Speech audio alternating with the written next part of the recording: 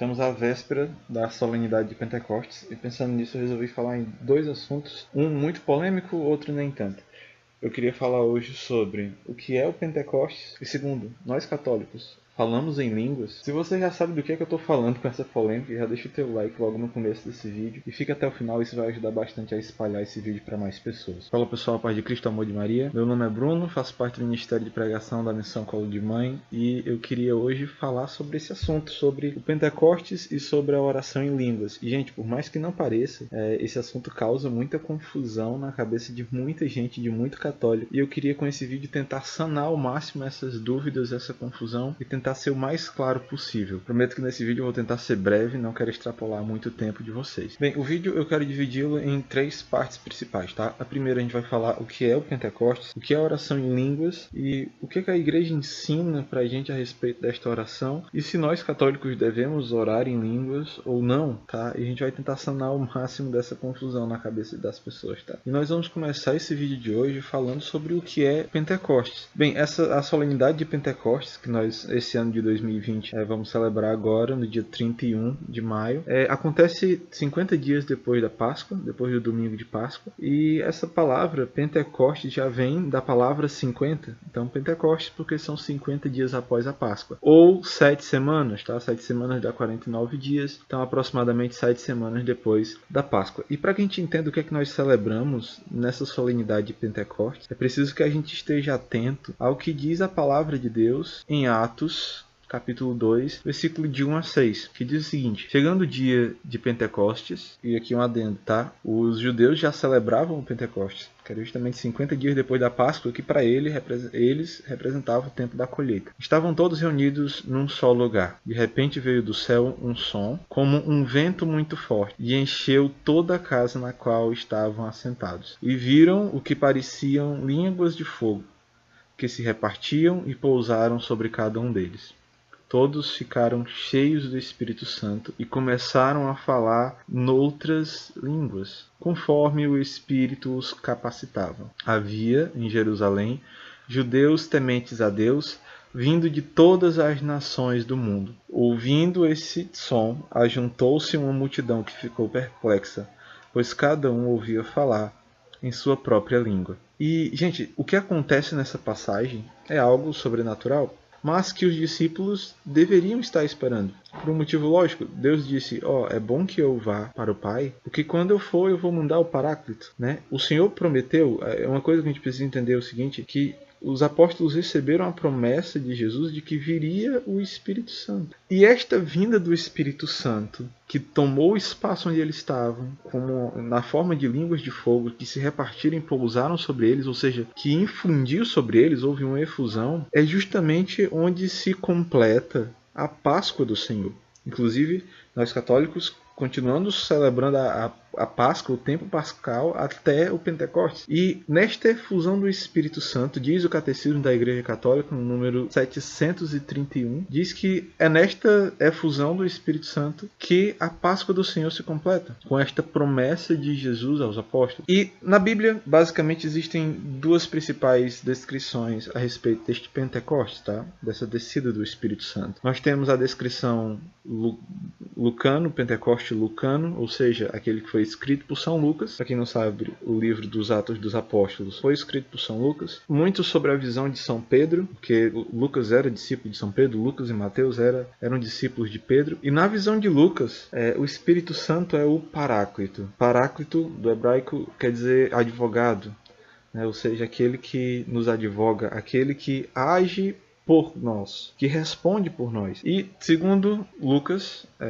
o Espírito Santo ele ora age por nós, no nosso lugar, e ora age em nós, dentro de nós, causando algo, um mover interno de Deus dentro do nosso ser. Nós temos também a descrição de João, ou seja, o Pentecostes joanino, que foi escrito por São João, né, na carta de João, capítulo 20, versículo 22. E para João, o Espírito Santo e aquele Pentecostes é o o ruá, ou seja, o sopro, um sopro de Deus. Existe uma característica marcante nesse Pentecostes descrito por João, que o Espírito Santo ele capacita para o envio à missão. Gente, se a gente parar para pensar, isso faz todo sentido. Vejam que Pedro viveu com Jesus durante os 3 anos de vida pública de Jesus. No entanto, quando Jesus sobe aos céus, Pedro fica desnorteado e volta para a vida velha, inclusive ele volta a pescar. E vejam, até então Pedro não havia recebido o Espírito Santo, não tinha passado pela experiência do Pentecostes. Mas quando ele recebe o Pentecostes, na sua primeira pregação, Pedro converte 5.000 pessoas. Então veja, o Espírito Santo ele capacita os apóstolos e os envia para a missão. Inclusive, eles estavam trancados, eles tinham medo. Ora, se tinham matado Jesus, que era o mestre deles, o que o povo faria com eles, que eram simplesmente discípulos, apóstolos? E vejam que quando o Espírito Santo vem, acontece uma transformação. Então vejam, o Pentecostes, ele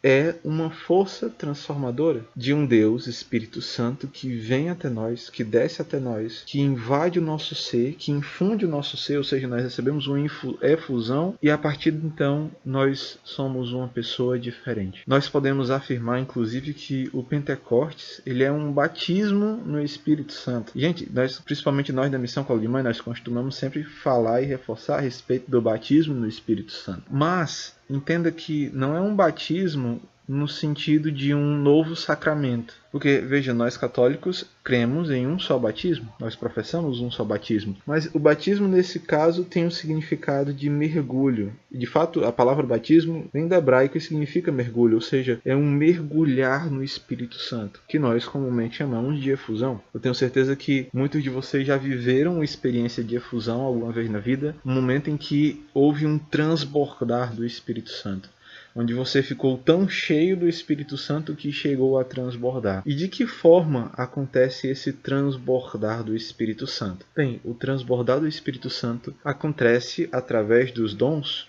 os dons do Espírito Santo. E nós temos basicamente 2 tipos de dons. Nós temos os dons infusos, que são aqueles dons que nós recebemos no nosso batismo e que são reforçados na crisma, na confirmação.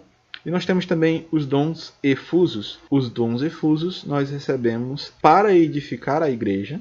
Veja bem, os dons efusos são para edificar a igreja por meio de uma efusão, ou seja, por meio de um batismo no Espírito Santo, por meio de um mergulhar profundo na terceira pessoa da Santíssima Trindade, o Espírito Santo. E, gente, isso está descrito em 1 Coríntios 12, tá? 1 Coríntios 12 vai descrever quais são os dons. Vou pegar aqui a palavra para a gente ler. Há diversidade de dons, mas um só é o Espírito. Os ministérios são diversos, mas um só é o Senhor. Há também diversas operações, mas é o mesmo Deus que opera tudo em todos. A cada um é dada a manifestação do Espírito para proveito comum. A um é dada pelo Espírito uma palavra de sabedoria, a outros uma palavra de ciência, por esse mesmo Espírito. A outro a fé pelo mesmo Espírito, a outro a graça de curar doenças no mesmo Espírito, a outro o dom de milagres, a outro a profecia, a outro o discernimento dos Espíritos, a outro a variedade de línguas, a outro, por fim, a interpretação das línguas.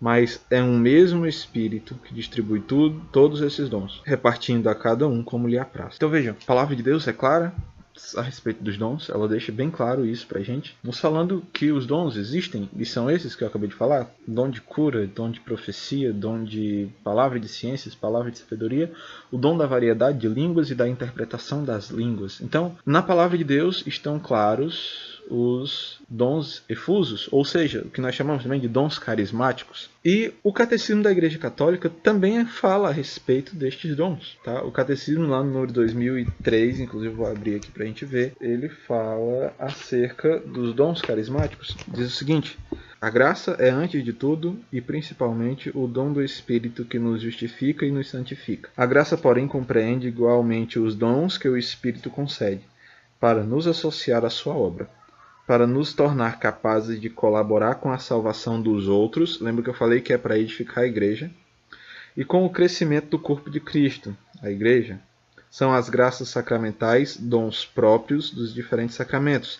São, além disso, as graças especiais, também chamadas de carismas, dons carismáticos, segundo a palavra grega empregada por São Paulo e que significa favor, dom gratuito, benefício, seja qual for o seu caráter, às vezes extraordinário, como o dom dos milagres ou das línguas. Os carismas ordenam a graça santificante e têm como meta o bem comum da igreja. Então veja, a palavra de Deus é muito clara acerca destes dons e a Igreja Católica também é muito clara sobre a sua existência e sobre a sua eficácia para o bem comum da igreja e para o crescimento da igreja, para a edificação dos irmãos, do outro. Então veja, onde mora a polêmica então? Que eu falei no começo, existe uma polêmica acerca da oração em línguas.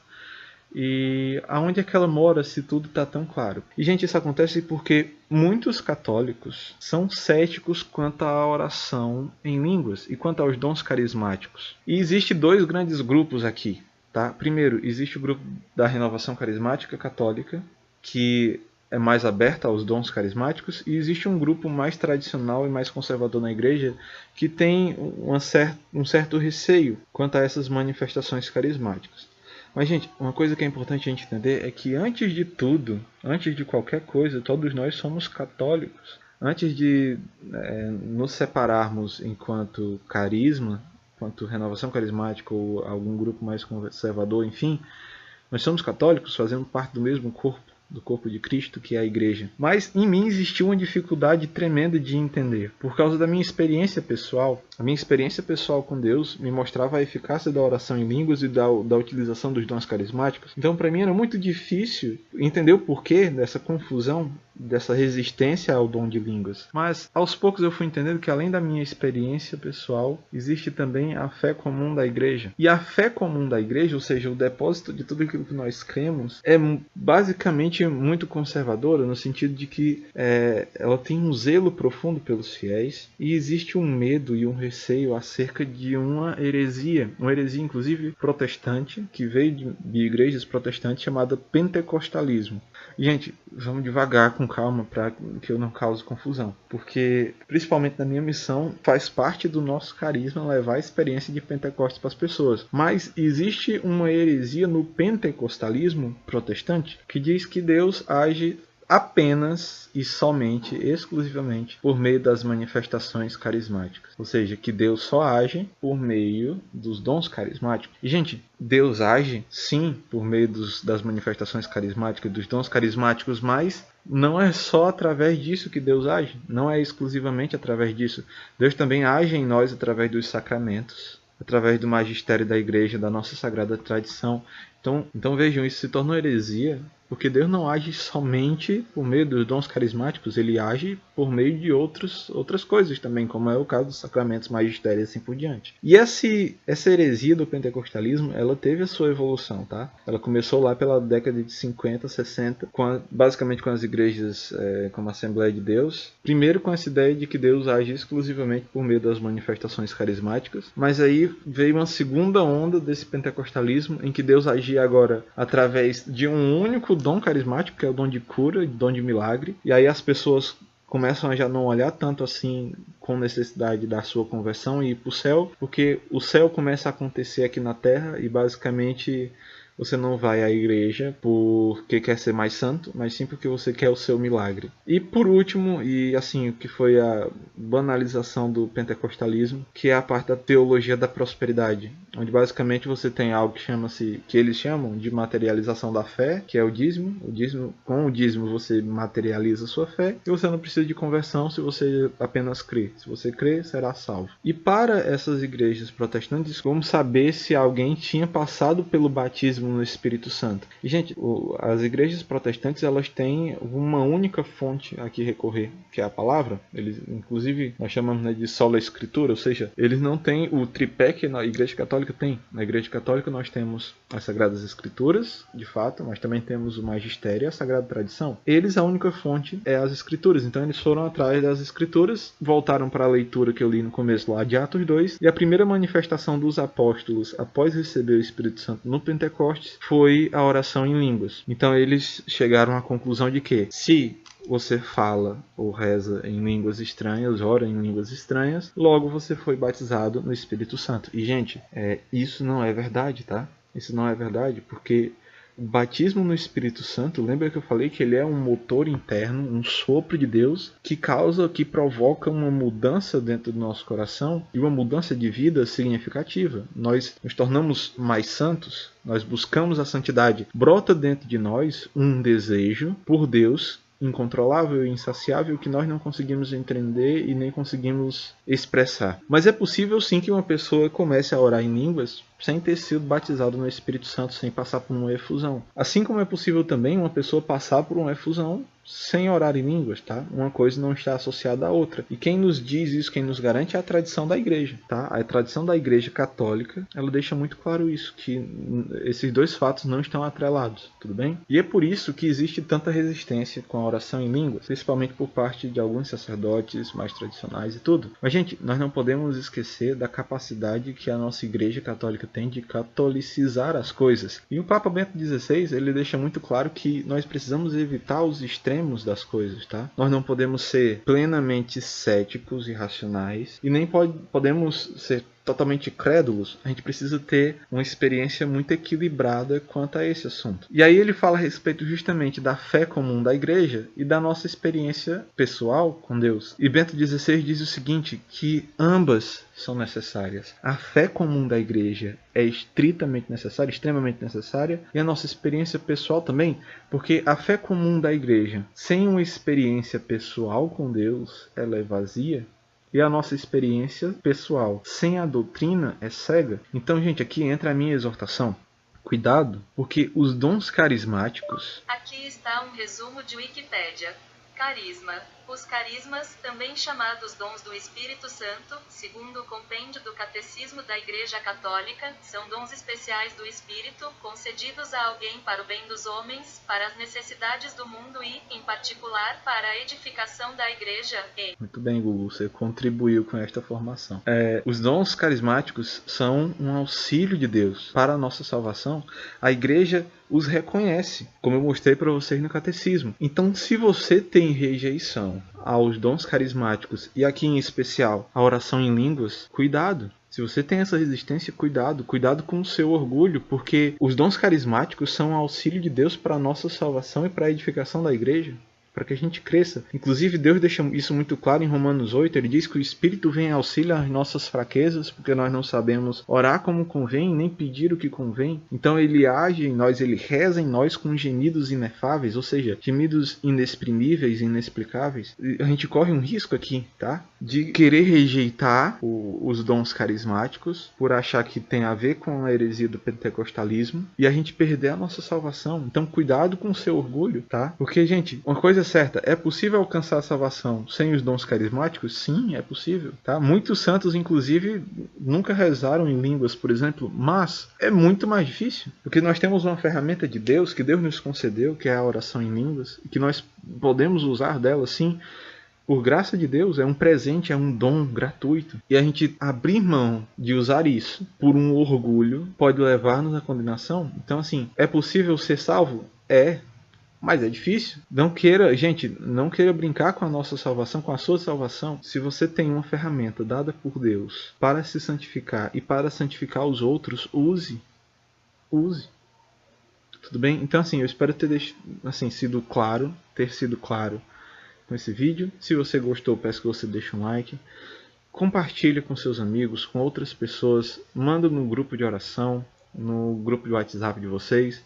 E ajuda a espalhar essa mensagem. Nós precisamos evangelizar. Não é porque nós estamos em quarentena que a evangelização precisa parar. Pelo contrário, né? Nós temos meios para evangelizar e para falar de Deus. Então, espalhe essa mensagem para outras pessoas. É isso, fica com Deus. Deus abençoe e até a próxima. Tchau.